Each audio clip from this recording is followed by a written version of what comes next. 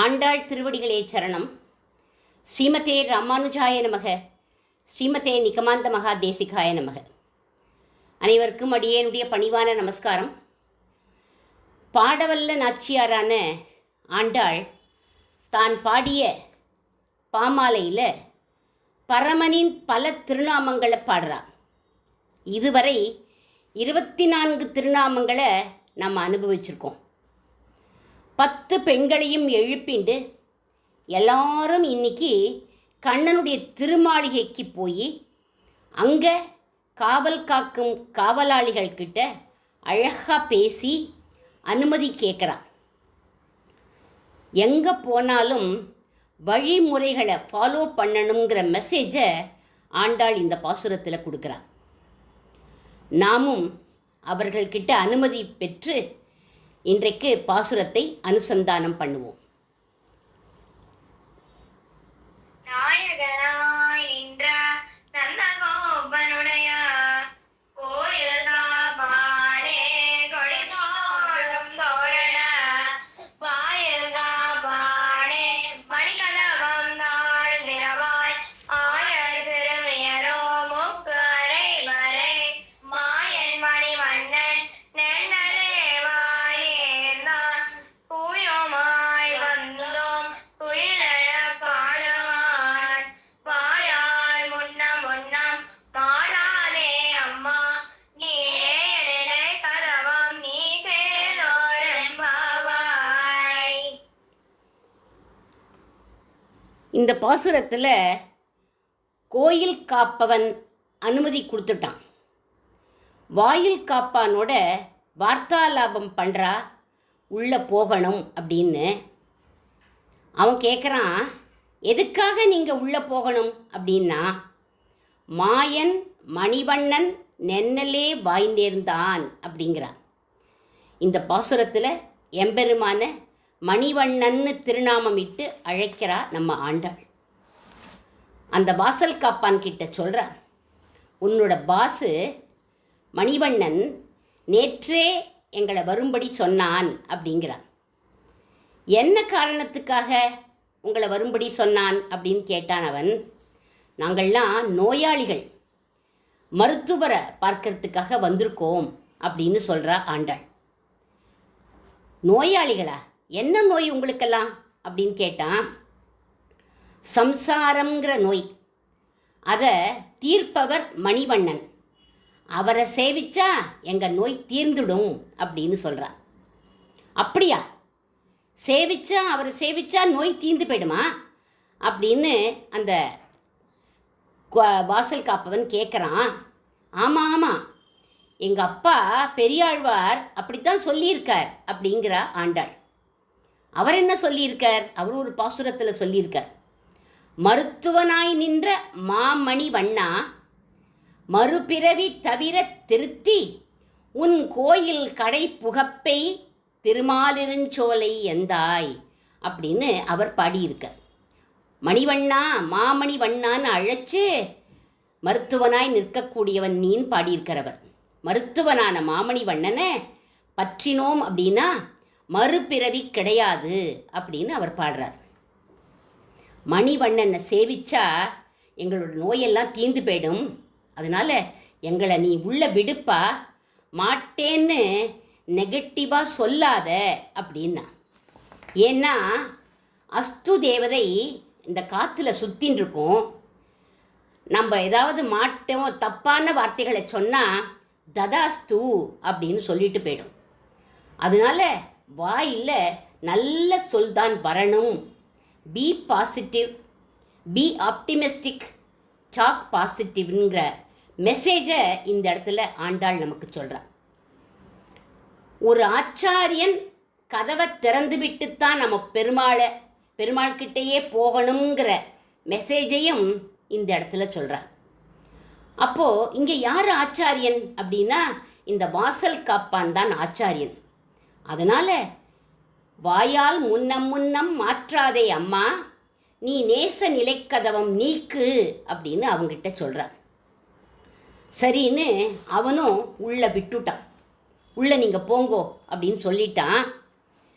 இவள்லாம் உள்ளே போனால் அவன் சொல்கிறான், உள்ள உங்கள் எஜமானன் இல்லையே, காணுமே, வேற வாசல் வழியாக போயிருப்பாரோ என்னமோ தெரியலையே அப்படின்னா அந்த வாசல் காப்பவன். ஆமாப்பா, அவன் யார் தெரியுமா? மாயன். எங்கேயாவது போயிருக்கலாம் அப்படின்னு சொல்லிகிட்டே இருக்கா ஆண்டாள் அவன்கிட்ட. அந்த சமயம் ஒரு கோபிகை வந்தா, கம்ப்ளைண்ட் பண்ணுறா யசோதை கிட்ட. அடி யசோதை அப்படின்னா. அந்த ஊர்லேயே யசோதைன்னே சொல்ல மாட்டா, அடி யசோதை அப்படின்னு தான் கூப்பிடுவா. உன் பிள்ளை இதை பண்ணா அதை பண்ணான்னு கம்ப்ளைண்ட் பண்ணுவா. அதனால அவள் சொல்கிறா, அடி யசோதை அப்படின்னு சொல்லி கம்ப்ளைண்ட் பண்ணுறா. என்ன சொல்கிறா? வெண்ணெய் விழுங்கி வெறும் கலத்தை வெற்பிடை இட்டு அதன் ஓசை கேட்கும் கண்ணபிரான் உன் மகனை காவாய் அப்படிங்கிறா. வெண்ணெயெல்லாம் விழுங்கிட்டு வெறும் கலத்தை வச்சுட்டு போயிட்டான் அப்படின்னு அவள் கம்ப்ளைண்ட் பண்ணுறான். உடனே இன்னொரு தோழி, இன்னொரு கோபிகை பக்கத்தில் நிற்கிறா. அவள் சொல்கிறா, பாலை கறந்து அடுப்பேற வைத்து பல்வளையால் என் மகள் இருப்ப சால கிராமமுடைய நம்பி சாய்த்து பருகிட்டு போந்தான். கறந்த பாலை எல்லாத்தையும் நான் வச்சுட்டு என்னுடைய பல்வளையால் என்னுடைய மகளை பார்த்துக்கோன்னு சொல்லிட்டு போயிருந்தேன். உன்னுடைய குழந்தை சால கிராமமுடைய நம்பி, அவன் என்ன பண்ணிட்டான், எல்லாத்தையும் சாய்ச்சு குடிச்சுட்டு போயிட்டான் அப்படிங்கிறா. யசோதை அவகிட்டெல்லாம் சொல்கிறா, சும்மா சும்மா என் குழந்தை மேலே பழி சொல்லாதீங்கோ, உங்களுக்கு இதே வேலையாக போச்சு, கையும் களவுமா பிடிச்சுண்டு வாங்கோ அப்படின்னு விட்டா. மறுநாளைக்கு ஒரு கோபிகை வாயில் பாதி வெண்ணெய் கையில் பாதி வெண்ணெயோட திருடிண்டு நிற்கிற கண்ணனை பிடிச்சு இழுத்துண்டு வந்தா. அந்த சமயம் யசோதையும் நந்தகோபரும் கிருஷ்ணனை மடியில் உட்காத்தி வச்சுண்டு விதவிதமான மணிகள், முத்து மாலைகள், தங்க வைடூரிய பதக்கங்கள், கால்களில் மணிகள் பொருத்திய நூப்புரம், இடுப்பில் ஒட்டியானம்னு விதவிதமான ஆபரணங்களை போடுறதும் அவுக்கிறதுமா, இது அழகாக இருக்கா அது அழகாக இருக்கா அப்படின்னு போட்டு போட்டு பார்த்துன்னு இருக்கா மணிவண்ணனான கண்ணபிரானுக்கு. ஒவ்வொன்றையாக போட்டு போட்டு அவுக்கிறா. ஓ, இது ரொம்ப அழகாக இருக்குது, இது ரொம்ப நன்னா இருக்கே அப்படின்னு சொல்லி சொல்லி மணிவண்ணனை கொஞ்சரா. கண்ணனை தரன்னு பிடிச்சி இழுத்துண்டு வந்த அந்த கோபிகை வாசலில் நின்றுண்டு பெருசாக கத்துறா. ராஜா வீட்டு பிள்ளைன்னா ஒசத்தியா? ஒரு நாளா 2 நாளா தாட்சண்யம் பார்க்கறதுக்கு அப்படின்னு அவள் கூச்சல் போட்டா. உடனே யசோதை கேட்குறா, ஏம்மா வாசலில் நின்று கூச்சல் போடுற அப்படின்னா. பாரு உன் பிள்ளைய அப்படின்னா. பார்த்துட்டு தானே இருக்கேன், என் கண்ணனை நீயும் பாரு அப்படின்னா. ஆபரணங்களோட சமர்த்தா நந்தகோபர் மடியில் உட்காண்டிருக்கிற தன்னுடைய குழந்தையை காண்பிச்சு பாரு அப்படின்னா யசோதை. மணிவண்ணன் என்ன பண்ணிட்டு இருக்கான் தெரியுமா? நந்தகோபர் மடியில் அழகாக உட்காண்டிருக்கான். வந்த கோபிகை தன் கையில் பிடிச்சுட்டு இருக்கிற கண்ணனை பார்த்தா அது அவளுடைய பிள்ளை. அம்மா அப்படின்னு சொல்லி அந்த குழந்தை சிரிக்கிறது. வெட்கமாக போச்சு இவளுக்கு. முழின்னு முழிக்கிறா. என்ன சொல்கிறதுனே தெரியல. இவ அழைச்சிண்டு வந்தது கண்ணனைத்தான். இங்கே வந்த உடனே அவளோட பிள்ளையா ஆக்கிட்டான் அவன். இந்த மாய மணிவண்ணன் நந்தகோபர் மடியில் உட்காண்டிருந்த அந்த மாயன் அந்த கோபிகையை பார்த்து நம்பிட்டு சிரிப்பு சிரித்தான். இப்படிலாம் அந்த மணிவண்ணன் மாயனாக இருப்பான். விலை உயர்ந்த மணிகளை வாங்கினா கைக்குள்ள அடக்கி எடுத்துட்டு வந்துடலாம். கனமான சாமான்களைத்தான் தூக்கிண்டு வரத்துக்கு நம்ம ஆளை தேடணும். மணிவண்ணன் கைக்குள் அடக்கம்னு வியாக்கியானம் பண்ணுறார்கள் மகான்கள். பக்தனுடைய கைக்குள்ள அடங்கினவர் யார் அப்படின்னா ராமச்சந்திரமூர்த்தி. எந்த பக்தன் அப்படின்னா குகன்கிற வேடுவச்சாதியை சேர்ந்த அந்த பக்தன். ராஜ்யஸ்ரீ கூட தனக்கு வேண்டாம்னு தள்ளிட்டு வந்த ராமர் ஒரு கீழ்ஜாதிக்காரன் குகனுக்காக அந்த தமசா நதிக்கரைக்குள்ள நின்றுருக்காராம். லக்ஷ்மணா, குகன் வரானோ பார் அப்படிங்கிறான். என்னோட தரிசனம் கிடைக்கலன்னா அவன் தாங்க மாட்டான்டா அப்படிங்கிறார். அவன் தாங்க மாட்டானோ இல்லையோ, இவர் தாங்க மாட்டார். ராமரை பார்த்துட்டு ஸ்நேகத்தோட குகன் என்ன பண்ணுறான், ஓடி வரான். இப்படி ஓடி வர்றது தான் பூஜை. எதையோ கொண்டு வந்து சமர்ப்பிக்கணுங்கிறது கூட அவசியமே இல்லை. அவன் எப்படி வந்தான்கிறத சொல்கிறார். ஒருங்கு தேனொடு மீன் உபகாரத்தான் இருந்த வள்ளலை காண எய்தினான். குகன் ராமர் பேரில் கொண்டிருக்கும் அந்த பக்தி மலை உச்சியில் இருக்கக்கூடிய தேனை போலவான். நதியின் ஆழத்தில் உள்ள மீனை போல அந்த பக்தி ஆழமானது. அதனால் அவன் தேனையும் மீனையும் கொண்டு வந்தான் அப்படிங்கிறார்கள். உயர்ந்த பக்தி, ஆழமான பக்தி, அதுக்கு அடையாளமாகத்தான் தேனையும் மீனையும் கொண்டு வந்தான்னு சொல்கிற யார், கம்பர் இந்த இடத்துல. உடனே ராமன் என்ன பண்ணினார், அவன் அப்படி கட்டின்னுட்டார். கட்டிண்டு சொல்கிறார்.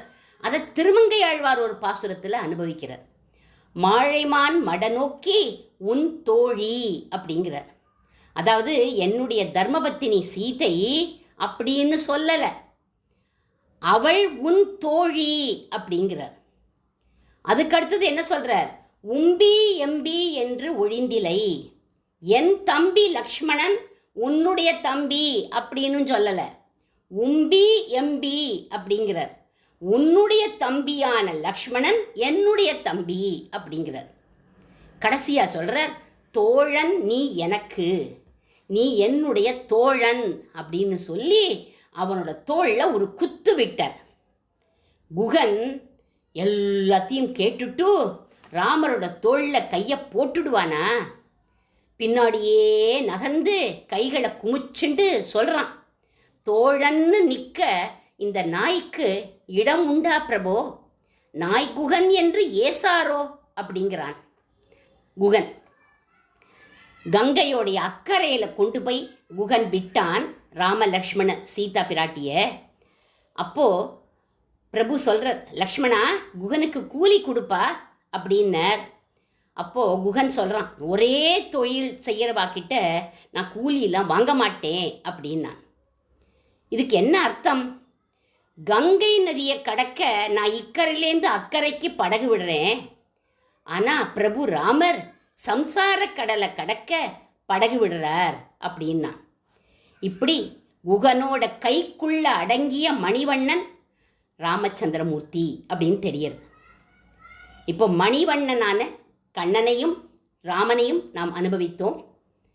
கடைசியாக சுவாபதேசமாக ஒரு சிஷ்யன் ஆச்சாரியரான சுவாமி தேசிகரை அடியோங்களின் அஞ்ஞான இருளை அகற்றும்படி பிரார்த்திப்பதாக அமைந்தது இந்த பாசுரம்.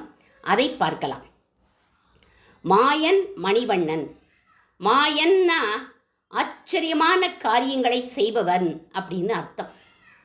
ஒரு நாள் ஒரு பிரம்மச்சாரி பையன் சுவாமி கிட்ட சொல்கிறான், நான் ரொம்ப ஏழை சுவாமி, கல்யாணம் பண்ணிக்கணும்னு ஆசை, ஆனால் என்கிட்ட தனமே இல்லை, எனக்கு தனம் கொடுங்கோ அப்படின்னு வந்து கேட்டான்.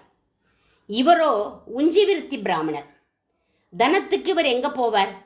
உடனே அவனையும் கூப்பிட்டுண்டு காஞ்சி பெருந்தேவி தாயார் சன்னதிக்கு போனார். வேர்ல்டு பேங்க் அந்த சன்னதியில் நின்றுண்டு அளக்க முடியாத அளவுக்கு நீ கேட்டதை கொடுப்பியேம்மா அப்படின்னு சொல்லி பாடுறார். என்ன பாடுறார்? மானாதீத்த பிரதித விபவாம் மங்களம் மங்களானாம் வட்சஸ்பீடிம் மது விஜயினோ பூஷயந்திம் ஸ்வகாந்தியா பிரத்யக்ஷாணுஸ்ரவிக மகிம பிரார்த்தினீனாம் பிரஜானாம் ஸ்ரேயோ மூர்த்திம் ஸ்ரீயம் சரணஸ்வாம் சரண்யாம் பிரபத்யே அப்படின்னு ஸ்ரீஸ்துதியை ஸ்துதி பண்ணி பாடுறார். இதுதான் ஸ்ரீஸ்துதி. அது பாடிண்டே வர, அப்படி பாடிண்டே வரப்போது திருமுக மண்டலம், தாயாருடைய திருமுக மண்டலம் பிரகாசமாச்சு. அடுத்த லைன் பாடுறார், யஸ்யாம் யஸ்யாம் திசை விகரதே. அப்படியே முகம் மலர்ந்துண்டே போகிறது தாயாருடைய முகம். யஸ்யாம் யஸ்யாம் திசை விகரதே. தாயார் அப்படியே கண்ணால் பார்க்குறாளாம். எந்த கண்ணால் பார்க்குறா எந்த கண்கள் வேடுவச்சேரியில் இருந்த குகப்பெருமானுக்கு அருள் புரிஞ்சுதோ, எந்த கண்கள் சுக்ரீவன புஷ்பக விமானத்திலேந்து கீழே பார்த்து ராம சக்கியத்துக்கு வழி வகுத்ததோ, எந்த கண்கள் விபீஷணன் 4 ராட்சசர்களோட லங்கையை கடந்து சேது சமுத்திரக்கரைக்கு போகும்போது பார்த்ததோ அந்த கண்கள். யஸ்யாம் யஸ்யாம் திசி விகரதே தேவி திருஷ்டிஸ்வதீயா தஸ்யாம் தஸ்யாம் அகம் அகமிகாம். ரதி மதி அப்படிங்கிற 7 தாசி பெண்கள் தாயாருடைய பக்கத்தில் காத்துண்டு கை கட்டிண்டு தாயாரையே பார்த்துண்டு காத்துண்டு நிற்பாளாம். அந்த பக்தன் கிட்ட போன்னு தாயார் கண்ணை தான் அப்படி அசைப்பா. நான் போகிறேன் முன்னாடின்னு ஓடி வருவாளாம் அவள்லாம். அகம் அகமிகாம் அப்படின்னு. அகம் அகமிகாம் தன்பதே சம்பதோகாக யோகாரம்பத்வரித மனசோ அப்படின்னு டப்புன்னு ஒரு சப்தம் கேட்கறது. தங்க மழை பொழியிறது. தர்மம் பிராப்தும் பிரதமமிகையே தாரயந்தே தனாயாம். செல்வம் தங்க காயினா கொட்டுறது. எடுத்துட்டு போ அப்படின்னார் சுவாமி. அத்தனையும் அவன் அள்ளிண்டு போனான் அந்த பிரம்மச்சாரி பையன். இப்படி ஸ்ரீஸ்துதி பாடி அந்த பிரம்மச்சாரிக்கு தனம் கிடைக்கும்படி பண்ணிய மாயன் யாரு? நம் சுவாமி வேதாந்த தேசிகன். இவர் யாரு? மணிவண்ணன். ஏன்னா கண்டாமணியினுடைய அம்சம் இவர். அதனால இவர் மணிவண்ணன். இந்த மணிவண்ணன் கிட்ட சிஷ்யர்கள்லாம் பிரார்த்தனை பண்ணுறா. நாயகனாய் நின்ற நந்தகோபனுடைய கோயில் காப்பானே அப்படிங்கிறார். நாயகன் அப்படின்னு அவரை விழிச்சொல் இட்டு அழைக்கிறார். ஏன் நாயகன்னா யாரை குறிக்கும்? ஆச்சாரியனை குறிக்கும். நம்மை பெருமாள் கிட்ட நயதினா கொண்டு சேர்ப்பவர்னு அர்த்தம். ஆச்சாரியரான இவர் நம்மளை பெருமாள் கிட்ட கொண்டு போய் சேர்க்கக்கூடியவர். அதனால இவர் நாயகன். எந்த சுப அசுப காரியம் ஆனாலும் ஸ்ரீமான் வெங்கடநாதாரியக அப்படின்னு ஆச்சாரியனை தியானித்து தான் நம்ம ஆரம்பிப்போம் இல்லையா? அதனால இவர் நாயகன். இவர் யாரு? கோவில் காப்பான். கோவில் காப்பான்னா ஆகமங்களை எல்லாவற்றையும் காத்து கொடுத்தவர் இவர். அதனால இவர் கோயில் காப்பான். அடுத்ததா கொடி தோன்றும் தோரண வாயில் காப்பானே அப்படின்னு அழைக்கிறார்கள். கருடக்கொடியின் அம்சம் யாருன்னாக்க பெரியாழ்வார். இவருடைய திருப்பல்லாண்டு தொடங்கி 4000 தமிழ் பாசுரங்களும் தமிழ் வேதம். இந்த தமிழ் வேதம் திராவிட வேதத்துக்கு சமம்னு வாதிட்டு ஜெயிச்சவர் யார் அப்படின்னா நம் சுவாமி வேதாந்த தேசிகன். அதனால இவர் தோரண வாயில் காப்பான் அப்படின்னு சொல்லப்படுறது. மணிக்கதவம் தாழ்த்திரவாய். அகங்கார மமக்காரங்களால் தங்களுடைய திருவடியை பற்ற முடியாமல் மனசில் அஞ்ஞானம்ங்கிற திரை எங்களுக்கெல்லாம் மூடி இருக்கு.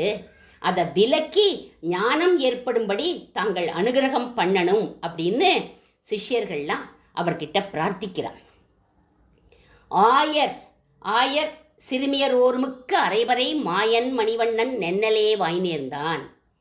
சிஷ்யர்களில் நாங்கள்லாம் கடைநிலையில் கடைசி படியில் நாங்கள்லாம் நின்றுட்டுருக்கோம். எங்களுக்கும் இங்கே இந்த பூலோகத்தில் கைங்கரிய பிராப்தியும் வேணும்.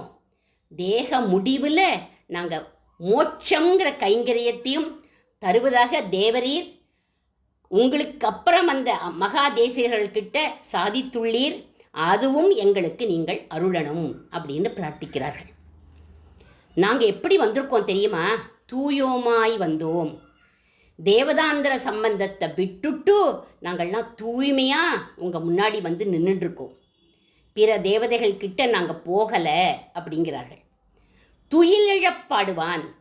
தூக்கத்தை விட்டுட்டு உம்மை துதிப்பாடுறதுக்காக வந்திருக்கோம்.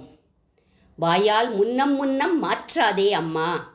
குதர்க்கவாதிகள் வேதத்தோட பொருளை மாற்றினது போல இல்லாமல் உண்மையான பொருளை அருளுவதில் நீர் எங்களுடைய அன்னை, எங்களுடைய தாயார். எங்களை ஆளக்கூடியவர் நீர்.